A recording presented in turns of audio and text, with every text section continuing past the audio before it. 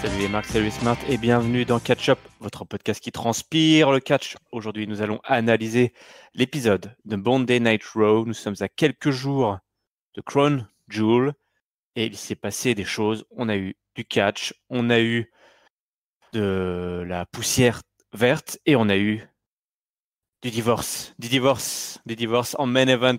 Et pour m'accompagner dans cette analyse, j'ai avec moi mon compagnon de toujours, Chris. Salut Chris. Salut mon IRM, partenaire de Tag Team Catch-Up. Salut peuple de Catch-Up. Bienvenue dans le monde merveilleux du vaisseau amiral de la WWE.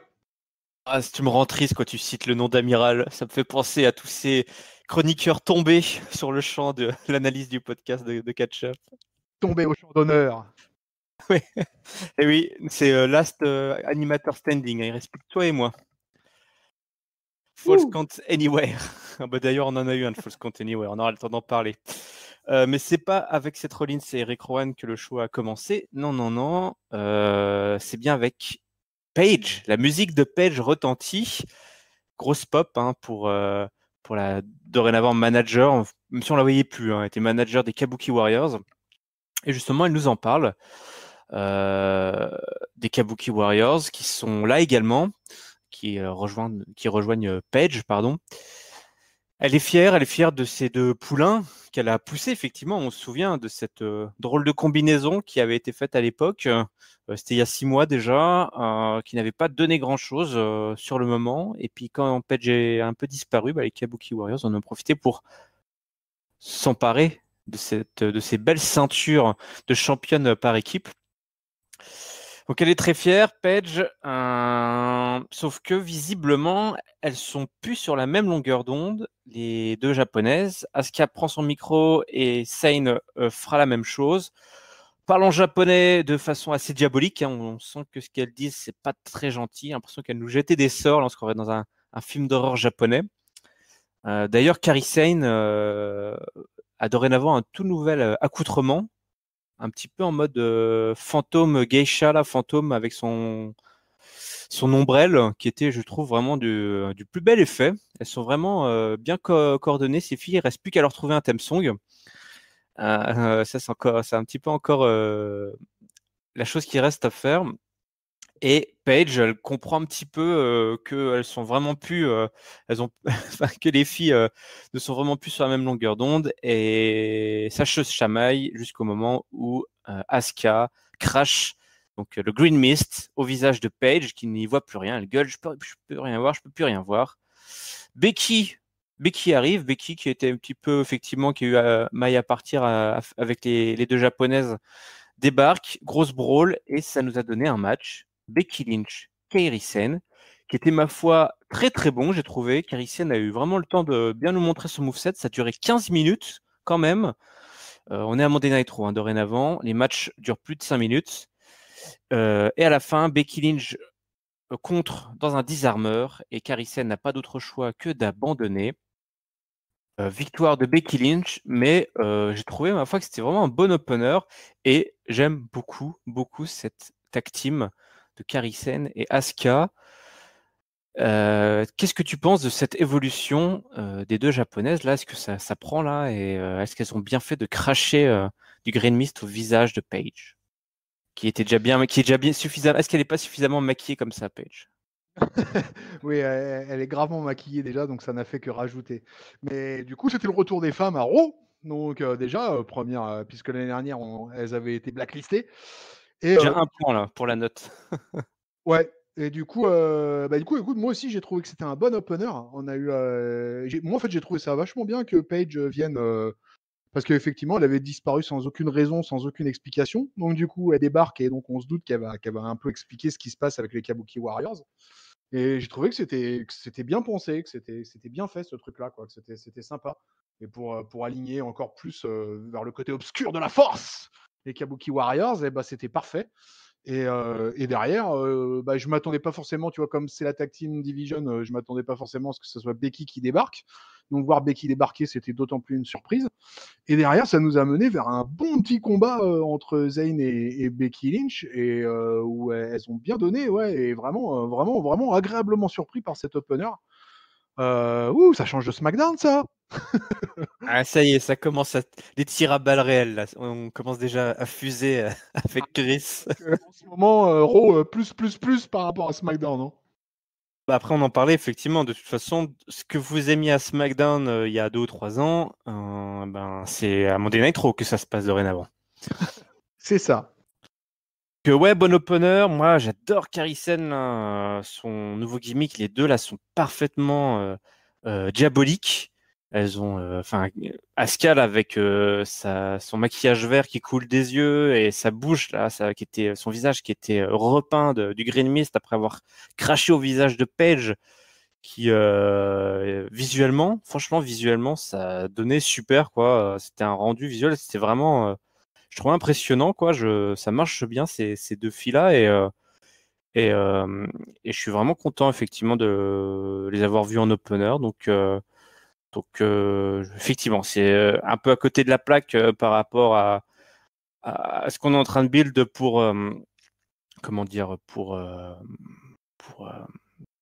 Jewel ou même les Survivor Series, mais on s'en fout, on se plaint suffisamment de Crown Jewel qui déborde de partout que commencer avec cet opener, c'était assez frais. Ouais, puis au-delà de la tag team division féminine, moi je suis assez client d'une rivalité Asuka Becky dans la title picture, hein. Moi, franchement, si demain ils commencent à organiser une rivalité dans ce sens-là, je signe dès demain, hein. Ouais, en plus, Asuka avait battu Becky Lynch, hein, c'est ça, pour lui prendre le titre, hein. J'adore match. Ouais. Et, effectivement, ouais, il y avait des belles confrontations avec Charlotte aussi. Et du coup, ouais, je suis assez d'accord avec toi. Asuka, Becky Lynch, les graines sont plantées en tout cas. Ça, c'est clair. Donc, une belle affaire à suivre. On reparlera des filles un petit peu plus tard, puisque une grosse nouvelle est tombée, mais on y reviendra. Buddy Murphy, R-Truth. R-Truth, il est au milieu du ring, il se fait interviewer, il a perdu son titre 24/7, il nous explique qu'effectivement, enfin, il apprend un petit peu, il a l'air de tomber du ciel là, en apprenant que les Singh Brothers, là, ou les Hollywood Brothers, comme ils s'appellent dorénavant, Hollywood Boys, sont deux frangins, et donc ils sont deux. Et du coup, R-Truth, eh ben, il est malin, pour avoir les yeux sur chacun des frangins, il s'est acheté, il est allé chez l'ophtalmo, chez l'opticien, il s'est acheté une belle paire de lunettes, et du coup, maintenant, il peut garder les yeux sur les deux frangins en même temps. Buddy Murphy débarque pour un match face à Truth. Il le provoque en lui expliquant que c'était pas dingue hein, comme promo, en lui expliquant qu'il allait faire en sorte que Truth se souvienne de son nom. Le match commence rapidement. Tu as toute la smala là, de low carder qui court autour du ring pour essayer de choper le championnat 24/7 parce que tu as les frangins, les Hollywood Boys là, qui débarquent aussi. Donc on est en mode circus là où tout le monde tourne autour du ring, y compris R-Truth. Et quand R-Truth revient sur le ring, il se prend un gros coup de genou, je crois, et c'est terminé pour R-Truth. Donc victoire de Buddy Murphy. Euh, trop ce que ça a apporté, tout ça finalement. Buddy Murphy, on espère le voir dans des plus longs matchs quand même. Ouais, et puis dans d'autres circonstances que pour le Roll-Up Championship, quoi, parce que du coup, voilà, on s'est retrouvé avec un segment Benny Hillesque pour la ceinture 24/7. Et ça, c'était un peu pérave, mais c'était voilà. Sinon, Buddy Murphy retrousse dans l'absolu sur le ring, c'était plutôt pas trop mal, mais ça a été tellement court qu'on n'a même pas eu le temps de se rendre compte si ça pouvait être encore mieux que ça. Ouais, bah ouais. Voilà, donc écoute, roll-up championship, mais pour le coup, on n'a pas eu de tentative de roll-up sur ce segment où tout le monde court autour du ring. J'ai noté qu'il y avait Eric Young dans les low carders qui courait après la ceinture. Et Eric Young, j'ai l'impression qu'il a pris un coup de vieux incroyable. Là, j'ai pas l'impression que ça lui réussit beaucoup la WWE. Et puis alors, Ouais. depuis la mort de Sanity, le pauvre, je crois il est au fond du trou, quoi, le Eric Young. Et voilà, Là, pas grand-chose à dire de plus sur ce segment-là. non, je suis pas sûr qu'on aura beaucoup de choses à dire non plus sur ce qui a suivi. On a eu un petit package vidéo et OP, mais on s'en fout. Et après, il y a eu une grosse ambiance. Là, les Street Profits sont venus, ils ont débarqué en chanson, en musique, comme à NXT. Hein. Ils ont traversé la foule, ils sont passés à travers les coursives, ils étaient chauds là, ils ont chauffé le public. Ils s'emparent du micro. Ils nous expliquent qu'effectivement, ils ont vaincu les aussi, donc le clan de AJ Styles avec leur pote Kevin Owens. Kevin Owens qui ne fera pas d'apparition aujourd'hui. Voilà, donc Ouais. un petit peu étrange. Voilà, ils vont faire une petite after party. Enfin, ils ont fait une after party, pardon. Voilà, c'est une grosse ambiance. Ils ont fêté tout ça, et donc ils sont bel et bien là dorénavant à Monday Night Raw, et ils veulent la fumée. They want the smoke, we want the smoke. Tel est leur chant, et ils repartent dans la foule pour faire un petit bain de foule. Écoute, j'ai trouvé ça très très très poussif, beaucoup beaucoup trop long. Et est-ce qu'il manquait pas un petit match pour pour C'est enrober surtout, tout, pour mettre pour donner un petit peu de consistance à tout ça? c'est surtout ça parce que moi j'ai trouvé ça hyper cool l'entrée. Déjà le fait de pas les avoir en consultant de couloir, mais venir pour faire la promo dans la salle, donc déjà c'était cool. Grosse entrée, bien over auprès du public de Saint-Louis. Il y avait tout ce qu'il fallait. En fait, il y avait tous les ingrédients étaient là. Promo un peu bateau, quoi. Mais effectivement, pour le coup, moi, je m'attendais à avoir débarqué une autre tag team, quoi. Et puis en voiture Simone, quoi. On y va pour un tag team match, quoi. Mais non, non, pas du tout. Ils recélèbrent et en repartant dans le public. Et puis ça s'arrête là-dessus. Et puis, comme tu l'as dit, absence quand même de Kevin Owens, et puis absence totale puisqu'on le verra pas du tout de tout l'épisode. Donc après sa fracassante entrée de la semaine dernière, il disparaît ce lundi.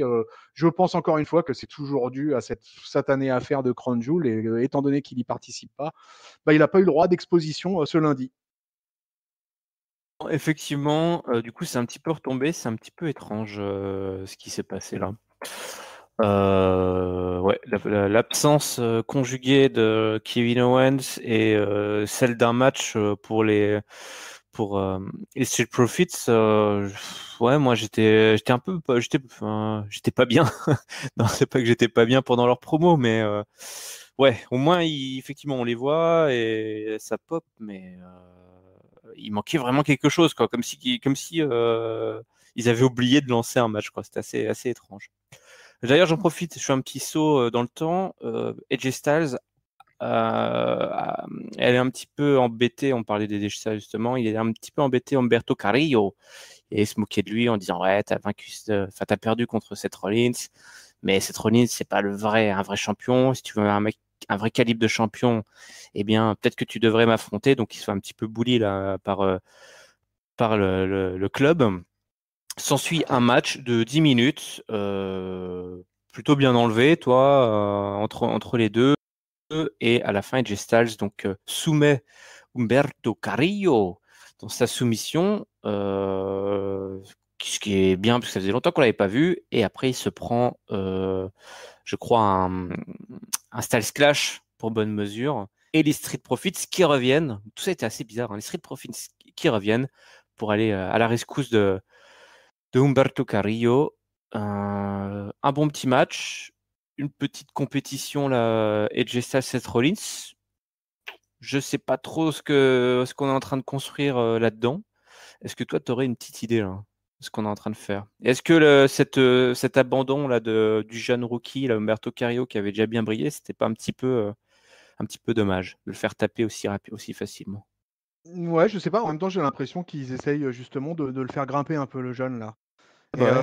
ce que j'ai trouvé étrange dans le segment, c'est le fait que ça soit AJ Styles qui vienne demander à un challenger de venir l'affronter, quoi, tu vois. C'est un peu bizarre de voir le champion dire ah bah ouais bah viens, viens, si tu veux affronter un vrai champion, c'est moi qu'il faut affronter. Ouais, moi, bah non, je trouvais ça pas mal parce qu'en fait, il le fait parce que Seth Rollins l'a fait et que du coup, il veut me prouver qu'il a les plus grosses couilles, quoi. Il veut me prouver il est plus fort que Seth Rollins et qu'il va ridiculiser le petit jeune qui vient d'arriver, Humberto Carrillo. Là, il est dans une démarche d'aller faire chier le monde et de ridiculiser les petits jeunes tout en se montrant que c'est lui le plus fort à la cour de récré. Il lui a Ouais, pas c'est pas proposé un faux. match de championnat, toi. C'était pas un match de championnat, c'était juste un match pour de bully, quoi. Ouais, ouais. C'est vrai que c'était un peu ça. Et puis du coup, à voir après, à la fin, ils ont eu quand même 10 bonnes minutes dans un match plutôt pas mal. Humberto Carrillo, il s'est défendu et bien défendu, quoi. Il a été loin, loin, loin d'être ridicule face aux vétérans. Et puis du coup, à la fin, c'était plutôt sympa. C'était plutôt enlevé ce petit truc là, avec ce petit brawl là, sympa, les faces qui prennent le dessus et tout. Moi, ouais, j'ai plutôt bien aimé. J'étais content pour le coup de voir les Street Profits arriver. Sur le coup, je me suis même demandé si la cloche allait pas sonner et puis qu'ils allaient nous annoncer un tag team à 6, mais non, malheureusement, on n'a pas eu ça. On a juste eu droit au brawl sur le ring, quoi. Mais Ah c'était bah, il plutôt se... sympa. Ouais, bah, il se le garde pour la prochaine fois, tu vois. Hein, pas Oui, besoin de oui, je toujours pense tout faire dans la soirée. Moi, je trouve ça toujours plus enfin, plus malin dans un sens de faire ça sur 2 semaines. Tu as effectivement une brawl, un match qui se termine mal et tu règles les comptes la semaine d'après. C'est pas genre, ah bah ça tombe bien, on avait justement 20 minutes qu'on n'avait pas prévu, où il y avait rien de prévu, alors on va faire un tag team, quoi. Je trouve ça toujours un peu étrange. Ça donne l'impression vraiment que bah, tout était déjà prévu, évidemment. Donc, je trouve ça plus sympa quand ils te teasent, du coup, le match de façon organique la semaine d'après. Et non pas le jour même où tu dis, ouais, bon, effectivement, bah, c'était couru d'avance, quoi. J'ai beaucoup pensé à toi, Chris, ce soir-là, puisque on a eu droit à un Drew McIntyre versus Ricochet. Again. Eh ouais, la revanche entre les deux. Encore un énorme match là de plus de 15 minutes entre l'Écossais psychopathe et Ricochet. On avait Jimmy Hart, Hogan et Flair qui étaient ringside. Donc voilà, hein, on est toujours dans cette optique de booker l'affrontement entre les deux équipes des deux Hall of Famers. Ricochet euh, se défend, hein, évidemment, tout comme il avait fait la dernière fois. Mais cette fois-ci, le final sera différent euh, pour les bienfaits du 50-50. Au moment où Ricochet est en plein momentum, il se prend tout simplement un RKO de Randy Orton, le natif, hein, de Saint-Louis, évidemment, sous une énorme pop, pardon, ce qui a fait plaisir à tous ses potes, justement. Victoire donc de Ricochet par disqualification. Dans un gros match, une grosse pop pour Randy Orton, emballé c'est pesé. Je pense que là, on a suffisamment booké ce match entre les deux équipes pour Crown Jewel. Et une fois de plus, Drew McIntyre et Ricochet qui ont eu quand même 15 grosses minutes là pour nous montrer tout leur talent. Ces mecs, ils ont été draftés très très haut et c'était pas pour rien. Ouais, pour nous montrer un super match, quoi. Clairement, un super match. Alors évidemment, qui se termine avec une disqualification avec l'intervention de Orton, mais tout ça, c'était bien goupillé. L'arrivée d'Orton, c'était bien sympa. Ça a mis la salle encore plus en feu. C'était le match retour de la semaine dernière. Drew a gagné la semaine dernière. Cette semaine, c'est Ricochet qui gagne. Et que dire que comme c'est bon le catch quand ils envoient comme ça du pâté dans tous les sens, quoi. Il y a le Drew McIntyre, il met un back body drop, mais quand on voit le gabarit qu'il a, ce gars-là, pour porter des prises comme ça, mais on se dit, mais c'est fou, quoi. Ces mecs sont fous. Ces mecs sont des dingues. Et vraiment, ah ouais, ouais, non, non, mais alors là, j'ai kiffé, hein. Déjà, la semaine dernière, de toute façon, j'étais resté scotché devant le combat qui avait été un petit peu moins long. Là, en fait, ils ont rajouté, ils en ont rajouté du near fall, de vraiment de la totale. Là, alors, ouais, moi, j'étais dans mon jus, là. Ouais, ouais, bah clairement, on nous racontait que McIntyre Ricochet, voilà, le round 2. Et effectivement, c'était beaucoup plus disputé comme affrontement, hein, finalement. Et Ricochet a même failli prendre le dessus. Mais au final, la petite intervention vicieuse de Randy Orton qui vient nous rappeler quand même c'est qui le patron dans tout ça et qui célèbre cette belle victoire avec Drew McIntyre et Ric Flair. Ric Flair qui se voit déjà vainqueur, hein. Là, il n'y a pas de souci pour cet affrontement. Les Heels sont bookés très très fort. Là, cette team de Heels est bookée très très forte. Je sais pas comment ils vont s'en sortir, les, les petits gringalets en face. Peut-être que la réponse, elle est très simple, hein. C'est Roman Reigns et puis c'est tout. Ah bah, je pense que l'arme fatale de l'équipe de Hogan, c'est clairement Roman Reigns, hein, de toute façon. Donc là, c'est le powerhouse de l'équipe, même s'il y a Rousseff. Mais pour moi, Reigns est encore plus impressionnant que Rousseff physiquement. Et ouais, ouais, ouais, du coup, j'avais une question à te poser sur ce truc. Le 5 contre 5, là, c'est un elimination match ou c'est un match au meilleur du premier tombé? Alors là, tu me poses une énorme colle. Je pense que Ouais, c'est. Ah, je j'ai sais pas. pas trouvé de Je sais. stipulation sur les cartes annoncées pour Crown Pour Jewel. l'instant, il n'y a pas de stipu. C'est vrai qu'un match par élimination serait quand même vachement En tout cas, c'est adapté, quoi. pas. Mais Pour l'instant, il n'y a rien de précisé par rapport à la stipulation de ce combat. après, des fois, c'est un peu compliqué de faire des matchs avec une telle stipulation que tu vois les Golgoth qui sont en face d'un côté. C'est difficile à imaginer dans un tel stipu qu'une équipe où tu as 5 gros costauds, ou 4 en tout cas.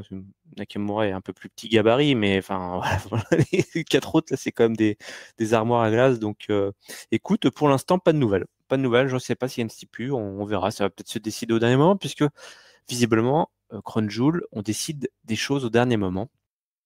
La preuve, puisque Charlotte et Natalia affrontaient les Iconics ce soir. Alors, on va comprendre, Charlotte et Natalia en équipe, alors que Charlotte, il y a une semaine ou deux, c'était Arabi Bochet avec Lacey Evans. La revoilà copine avec Charlotte. Donc, bon, écoute, pourquoi? Voilà, c'est ta gueule, c'est magique, comme on dit. Un match très, très, très oubliable. On voit les Iconics, c'est peut-être le plus important à retenir. Et la victoire des deux babyface, Charlotte et Natalia. Bon, ça, Ouais, c'est pas forcément le plus important, je serais tenté de dire. Le plus important, c'est la big news.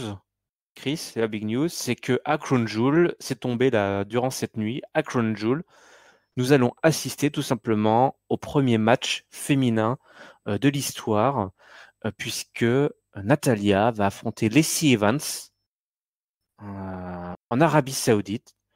La news est tombée comme ça, c'est assez incroyable quand même comme info. Un gros coup là évidemment de la WWE en termes de publicité, mais pas que, puisque bah, c'est sa première fois. Enfin voilà, tout simplement les femmes sont interdites de spectacle dans ce bon royaume d'Arabie Saoudite, et là on va avoir un match. Alors peut-être qu'elles seront couvertes des pieds à la tête. Et peut-être qu'ils vont éteindre les lumières et que les hommes tourneront le dos au match.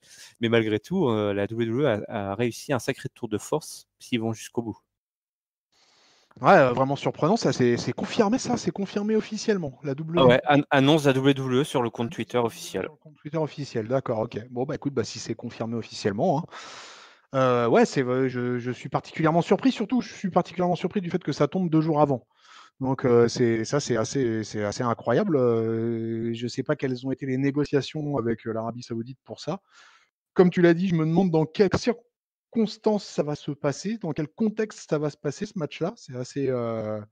Ça peut être assez bizarre. Je ne sais pas qu'est-ce qu'ils vont nous réserver là-dessus, mais du coup, ça sera un moment intéressant à suivre dans le pay-per-view parce que ouais, ça amène plein de questions. Cela dit, pour la cause des femmes en Arabie Saoudite et ailleurs au Moyen-Orient, ça serait, si effectivement ça se passe et que ça se passe dans des conditions, on va dire, à peu près normales de catch à la WWE, ça sera une grande avancée, quoi.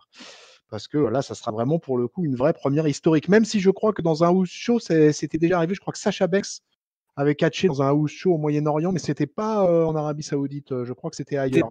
Ouais, c'est dans un autre pays. Elle avait affronté, je crois, Alexa Bliss, Je crois que et elles étaient couvertes des pieds à la tête, quoi. Ah ouais, ils étaient couverts. J'avais pas vu le match, mais ah ouais, ils étaient couverts des pieds. Qu'est-ce que Elles, tu couvert à la couvert des pieds à la tête? bah, elles avaient une combinaison, si tu veux, qui recouvrait les jambes jusqu'au bras, quoi. Oui, oui, oui, elles vont On avoir des voyait, combis. Ouais, d'accord. Ah ok, je comprends. on Ouais. voyait Bah, leur pour tête, Natalia, c'est pas hein. tellement un problème puisque c'est à peu près sa tenue. Euh, par contre, les Evans, ouais, du coup, les Evans, parce qu'elle qui est quand même habillée de manière assez léger, et ben, il va falloir la saper, Lacey Evans. Mais je pense que ça va lui faire plaisir de bosser avec la costumière de la WWE. N'est-ce pas, mon ami RM? Je t'ai perdu ou quoi là? Je suis là, mon bon T'entendais plus Chris. là. Excuse-moi, il y a eu un truc. Donc, ouais. Je... Est-ce que tout ça n'est pas encore un coup du royaume d'Arabie Saoudite? La censure. Ah, la censure, tu veux dire? Bah, la censure. Qui essaie de nous couper, là. Ils ont essayé de nous Ah couper, oui, toi et oui, moi. ah oui, peut-être que ouais, ah oui, oui, ah, j'avais pas pensé à ça, tiens, mais ouais, mais voilà, mais Par le hasard. complot, le complot, le complot! Ah, Juste je pour te dire, qu'est-ce que tu penses de mon petite idée de booking là, que j'ai mis sur le Discord, parce que nous avons un Discord, n'hésitez pas à nous rejoindre, le lien est dans la description. Moi, j'aimerais, ce que je kifferais, Lacey Evans, Natalia, je kifferais que le finisher, ce soit le woman's right. Parce que le finisher, quand même, de Lacey Evans, c'est le woman's right. Donc, voilà, politiquement, c'est assez engagé comme finisher. Moi, je vois bien, le match se déroule, et au bout de quelques minutes, on a une intervention du roi qui va annuler le match parce que lui, il n'avait pas donné son accord. C'est le prince qui est progressiste, qui a en fait négocier avec Triple H en secret. Le prince débarque, il fait un gros run-in, ça part en couille entre le père et le fiston, et Lacey Evans place un woman's right sur le roi d'Arabie. Elle devient l'icône de la révolution féminine dans tout le Moyen-Orient. Elle est célébrée à travers le monde. Les écoles portent son nom. Des stations de métro sont renommées en Lacey Evans. Et on a une nouvelle icône pour les 100 et 200 prochaines années. Lacey Evans, la révolution féminine. Est-ce que ce serait pas quand même fantastique? Ah, ça serait, si c'était vraiment ce scénario-là, ça serait totalement incroyable, quoi. Après, je sais pas, aux États-Unis, quel impact ça a, le fait que les femmes aient accès. Bah, je pense que la WWE, là, on avait marre de prendre des sauts de merde, justement, avec cette histoire de contrat avec avec l'Arabie Saoudite. Et que le fait, en plus, que les femmes n'y soient pas, là, ça, du coup, ça collait pas du tout. Donc, que la WWE ait réussi à arracher un petit match dans un énorme house show comme ça, c'est quand même, faut reconnaître que ouais, c'est assez surprenant et puis c'est une bonne chose pour les C. Evans et Natalia. Au final, elle se retrouve en plein dans la lumière, hein. C'est elle on aurait pu penser qu'ils iraient chercher peut-être d'autres stars féminines, mais du coup, c'est ces deux-là qui collent. Et alors, du coup, en même temps que tu parlais, je regardais un petit peu, et apparemment, il y aurait deux autres femmes qui seraient annoncées. Alors, pas forcément, peut-être au micro, je sais pas, mais apparemment, il y aurait Renee Young et Lana qui seraient pas loin. Ah bah, Renee Young, effectivement, probablement aux commentaires. Mais elle n'était pas déjà aux commentaires l'année dernière? Aux commentaires, non, je pense pas. En tout cas, moi, là, de ce que j'ai lu, elle n'est pas annoncée aux commentaires. Elle est annoncée à être présente. Et D'accord. Lana est annoncée à être présente aussi dans le show. Mais bon, tout ça, c'est à prendre avec des pincettes. On verra ce qui va se passer jeudi soir. Comment ça se fait que je t'entends pas à nouveau? Je ne sais pas. Allô, allô.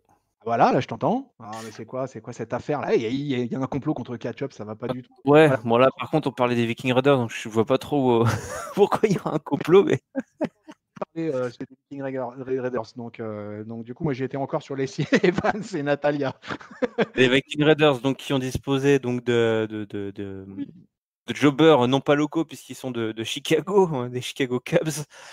Voilà, ça c'était le petit squash de la semaine, un peu triste vu que la seule différence c'est qu'ils sont champions, mais que rien n'a changé visiblement pour les Viking Raiders. Est-ce que tu as quelque chose à dire sur leur cas? Bah, non, hormis le fait que, voilà, ils continuent à brutaliser des jobbers, mais on comprend pas trop, puisqu'en fait, ils tournent en rond, ils sont revenus, ils ont chopé la ceinture et puis depuis, à nouveau, ils affrontent que des no-name, donc c'est assez surprenant ça. Mais bon. Ouais, c'est même assez merdique à vrai dire. Andrade avait un match contre Sin Cara ce soir. Mais Sin Cara n'est pas Encore un venu. encore un match retour. Encore un match retour, mais Sin Cara, cette fois-ci, n'est pas venu tout seul, puisqu'il est venu accompagné d'une luchadora, donc une catcheuse masquée qui s'appelle Catalina. Catalina Visiblement. Garcia, son nom complet, exactement. Oh, bah, est-ce que tu peux nous en dire un petit peu plus sur cette Eh, luchadora? c'est difficile à en dire beaucoup plus parce que ça doit être une nénette qui est au centre, au Performance Center, parce que c'est une toute jeune nana, elle a, je crois 18 ou 19 ans. Donc là, pour le coup, c'est vraiment une nénette qui est vraiment en ouverture de carrière. Du coup, j'ai trouvé ça intéressant d'opposer comme ça ces deux couples là, et avec Katarina qui, pour le coup, est une vraie catcheuse masquée en plus. Donc, oula, attention! Ouais, est-ce que c'est pas la première fois qu'on aurait une catcheuse masquée, une luchadora, puisque c'est comme ça que l'on dit, officiellement dans un roster WWE? Ah bah oui, je crois que c'est une première, hein. Je crois que là, de mémoire, vraiment, j'ai jamais vu, à part dans des circonstances voilà, où des femmes se sont masquées pour telle ou telle raison. Je me rappelle de Becky pendant un temps qui portait une tenue bleue avec son masque rouge là. Une vraie luchadora, pur jus, pur sucre, pur Mexico, et ben là, ouais, effectivement, c'est une première historique à Raw. Bon, en tout cas, ça n'aura pas beaucoup aidé Sin Cara pour sa victoire, puisque alors que Catalina et Zelina Vega se disputent à l'extérieur du ring, Andrade en profite pour faire le tomber sur Sin Cara en utilisant les cordes pour s'appuyer. Donc nouvelle victoire du Mexicain, mais voilà, la donne a changé. Catalina est là dorénavant et Zelina Vega veut régler ses comptes avec cette nouvelle catcheuse. Donc, je crois que même qu'on a déjà quasiment booké un match entre les deux pour la semaine prochaine. Donc, un nouveau visage, même s'il est masqué, qui a rejoint donc le roster féminin. Moi, je suis assez excité par cette addition au roster, puisque c'est effectivement ça, on enrichit avec un nouveau profil, un roster féminin, même si bon, pour l'instant, elle a le rôle de valet, mais c'est assez, je suis assez excité, ouais.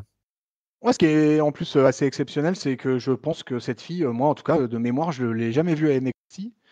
Donc, elle est envoyée direct dans le roster alors qu'elle est vraiment très jeune. Et finalement, une partenaire à Sin Cara, c'est peut-être aussi pour remettre un peu de momentum sur le pauvre Sin Cara, quoi, quand même largement. Mais bon, quand même, quelle grosse domination de Andrade, quoi. El Idolo, il y va, hein, il y va. Hein, qu'est-ce qu'il envoie, quoi. Lui, comme j'aimerais le voir plus haut dans la carte. Lui, il est capable de nous sortir des matchs énormes. Quand à NXT, il s'était octroyé un petit 5 étoiles avec Johnny Gargano. Mais à Andrade, franchement, si on lui donne du temps, il y a moyen qu'il nous sorte un truc énorme. Effectivement, bon, hein, ça va venir pour Andrade, t'inquiète pas pour lui. Du coup, on s'approche Pardon? Burn it down! Exactement. On avait un match Falls Count Anywhere ce soir entre Seth Rollins et Eric Rowan. Dans un match où on pouvait faire le tomber n'importe où. Alors, ce match était booké assez étrangement. Visiblement, c'est Eric Rowan qui s'est un petit peu mêlé de cette affaire, puisque Seth Rollins en avait après The Fiend, après Bray Wyatt. Ils en ont même parlé dans les commentaires que ils ont mentionné les liens entre Bray Wyatt et Eric Rowan. Assez étrange.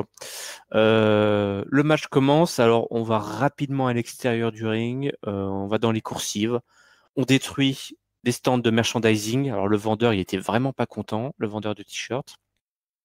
Et on se retrouve un petit peu plus tard dans le parking et Seth Rollins place Eric Rowan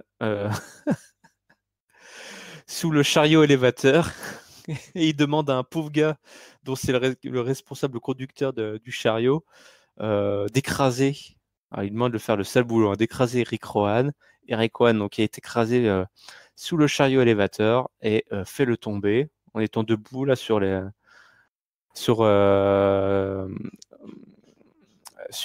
Eric Rowan, pardon, et au bout de 15 minutes, donc victoire de Seth Rollins. C'était un petit peu étrange tout ça, moi qui imaginais Eric Rowan détruire les mecs de 205 semaine après semaine, il se retrouve à perdre son premier match face à Seth Rollins dans une stipu un petit peu étrange. Qu'est-ce que tu en as pensé? Eh ben, on notera que Seth Rollins, il n'a pas son brevet de chariste déjà, quoi, puisqu'il n'a pas pu utiliser lui-même le Fenwick. Il a fallu qu'il y ait un mec qui était là pour le faire. Après, moi j'ai trouvé ça plutôt pas mal ce match. Hein. Je trouve que ça envoyait pas mal. Rowan, j'aime bien Rowan comment il est en mode monstre là depuis qu'il est revenu dans le roster. Là, voilà, il veut démolir tout le monde. Il est vraiment en mode destruction quoi. Donc je le trouve plutôt pas mal dans ce style-là. On notera que Harper a à nouveau disparu. Alors je me rappelais plus justement. Je me suis posé la question pendant que je le regardais. SmackDown, non? Voilà, je me posais la question justement. Est-ce que Harper il a été drafté à SmackDown ou à Raw ou est-ce qu'il est resté à SmackDown? Mais non, il est resté à SmackDown. Donc du coup, écoute, voilà. Donc je sais pas quelle direction ils vont donner à Eric Rowan dans le futur, mais en tout cas, si c'est pour nous faire des matchs comme ça en mode destruction et avec cette tête là qu'il a là.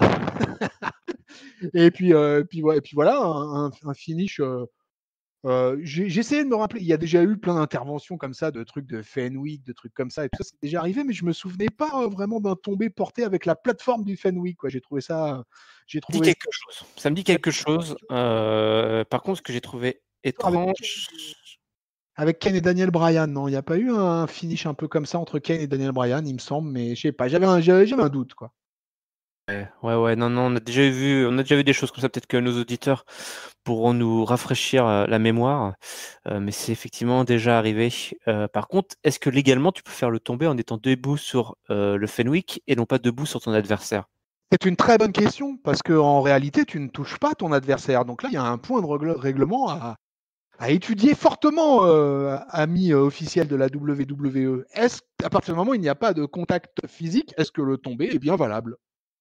J'aimerais voilà une communication officielle de la WWE à ce sujet. Donc, puisqu'ils sont visiblement très à l'écoute de notre podcast, la demande est officielle. On veut savoir si le tombé était légal. D'accord. On arrive, alors en parlant de choses légales, on arrive à notre main event, celui qui a fait couler beaucoup d'encre et pleurer beaucoup de personnes. Ce soir, nous avons tout simplement un King's Court spécial, puisque c'est un King's Divorce Court, donc qui va voir Jerry King Lawler essayer un petit peu d'être le modérateur dans cette histoire de triangle amoureux entre Rusev, Lana et Bobby Lashley. Donc on va essayer un petit peu de faire de résoudre tout ça à l'amiable. Lana et Rusev sont là. Rusev est visiblement toujours amoureux, hein. Il a toujours son sa bague de mariage. Il est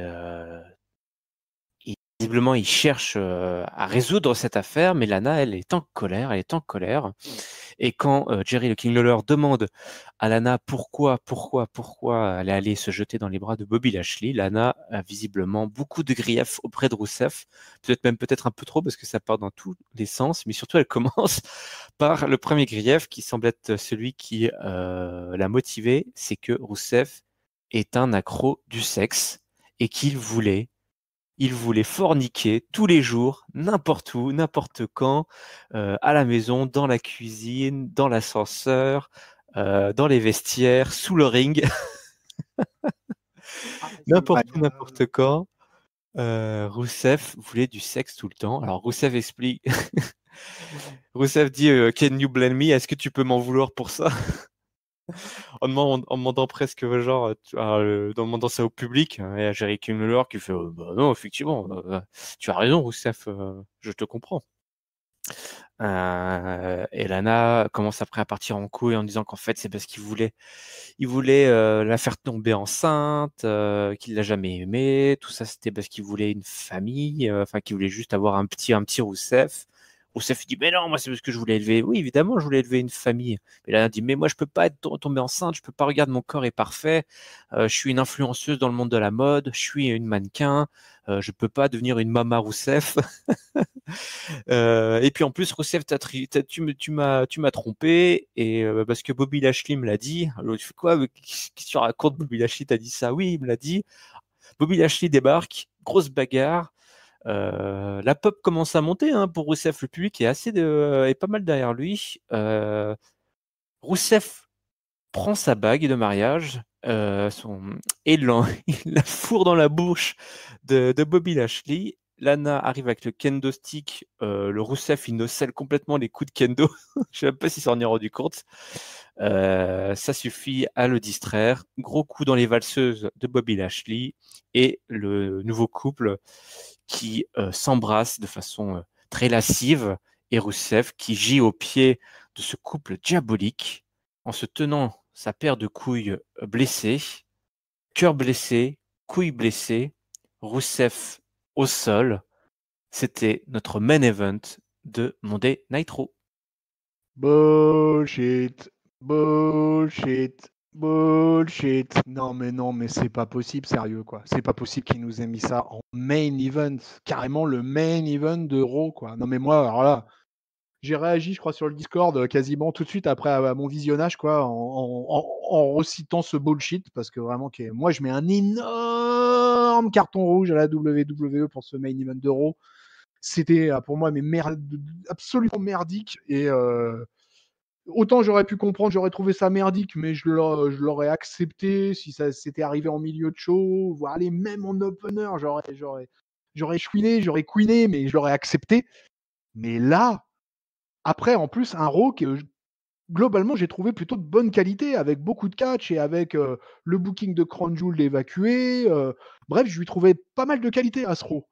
Mais finir là-dessus, non mais holy shit quoi, non mais qu'est-ce qu'ils nous ont fait là? Mais qu'est-ce que c'était? Moi, écoute, apparemment ça a fait un carton sur YouTube. En plus, le segment, il a été revu, je ne sais pas combien de centaines de milliers de fois, sur YouTube.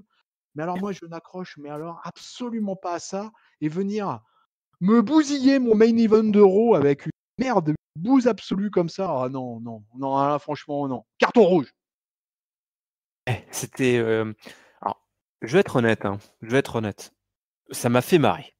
Ça m'a fait marrer tellement c'était ridicule. Moi, Et qu'elle explique que c'est parce que Rousseff, c'est juste un obsédé sexuel. Je sais pas. Voilà, je me suis dit, ok. Enfin, toi, j'étais à fond dedans. C'est du comique, c'est du vaudeville. 50 000 fois en dessous de la ceinture, évidemment.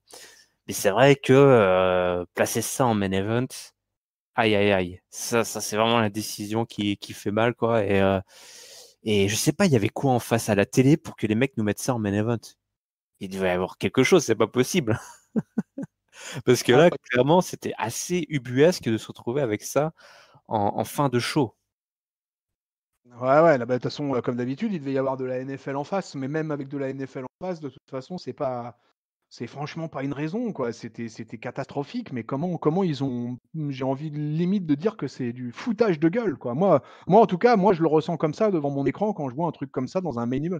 Je regarde pas du catch pour avoir un droit à un main event comme ça. Je suis prêt à accepter ce genre de segment en milieu de show, comme je l'ai dit, précédemment, mais pas en main event. Là, pour moi, là, c'est une faute, impardonnable.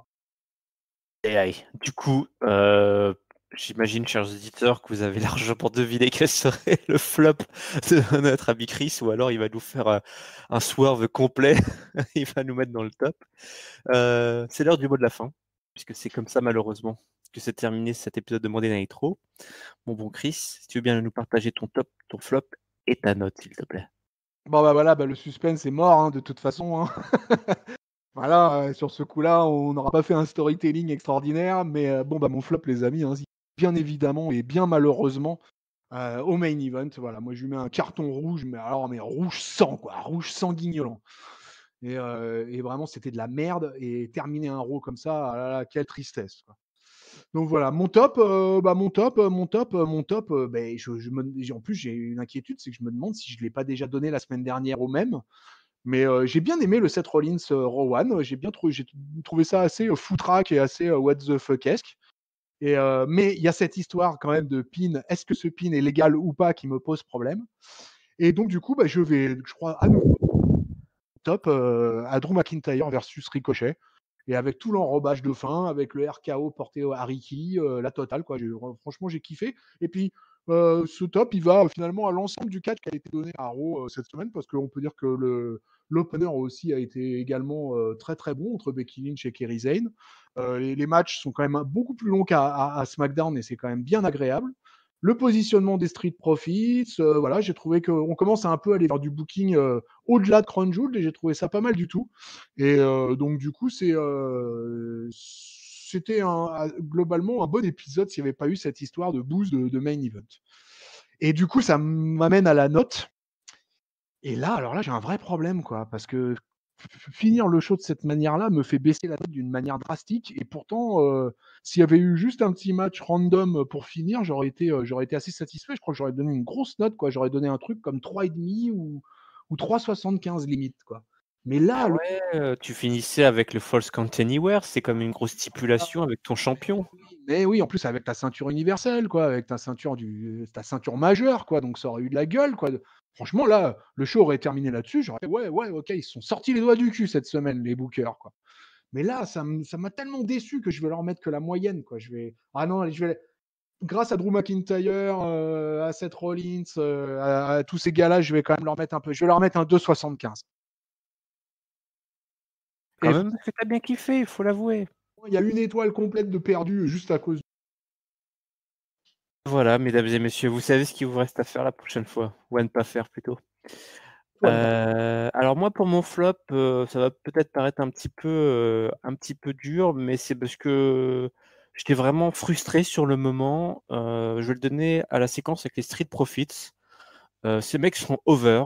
Ces mecs, je les adore. J'adore le fait qu'ils aient conservé leur entrée où ils passent à travers la foule. Mais c'était tellement vain et tellement creux au final. Il n'y a pas eu de match et bah, j'étais hyper frustré, quoi. Du coup, je leur mets mon flop, mais c'était un petit flop de frustration personnelle. Quant à mon top, eh ben, tu en as parlé, je vais le donner à l'opener. J'ai adoré cet opener. Je suis pas forcément un grand fan de Page en tant que manager des Kabuki Warriors, mais j'ai beaucoup aimé cette séquence et j'adore le nouveau look de Kairi Sen et le fait qu'elle ait eu un match de 15 minutes contre Becky Lynch et toute la colère qu'elle a montrée après, elle n'était pas contente, elle donnait des petits coups de pied là, à Becky Lynch après avoir perdu le match. J'ai vraiment beaucoup aimé visuellement, c'est de la vraie téloche quoi, et j'ai adoré ce moment. Ma note, eh ben, c'est un 3 sur 5. S'il n'y avait pas eu ce main event, un peu de choix de main event très discutable, voire honteux pour Chris, on serait un petit peu plus haut. Mais il y a eu beaucoup de bonnes choses. J'aurais même pu donner un petit top, on va dire, un petit top de catch-up spécial à l'arrivée de Carolina, Catalina, c'est ça? Catalina. Vraiment une bonne surprise. Donc c'était quand même ma foi un bon épisode, mais visiblement bien plombé par ce main event. Catch Up, votre émission qui résume les shows de la WWE et les analyses. Vous pouvez évidemment nous retrouver sur toutes les plateformes audio, iTunes, Google Podcast, Spotify, Deezer, également sur YouTube. N'hésitez pas à commenter sous la vidéo, nous dire ce que vous avez aimé, votre top, votre flop et votre note. Dites-nous aussi ce que vous pensez de cette grosse annonce de la WWE. Premier match, un match féminin à Crown Jewel. On n'y aurait pas cru, hein. On n'y aurait pas cru encore il y a quelques mois, mais on y va tout droit. N'hésitez pas également à partager, à parler de catch-up tout autour de vous. Mon bon Chris, je te laisse. Ça marche, Irem. Et on se donne rendez-vous la semaine prochaine. D'ici là, on vous souhaite à toutes et à tous une bonne semaine pleine de catch. Salut. Salut, Irem. Salut, peuple de catch.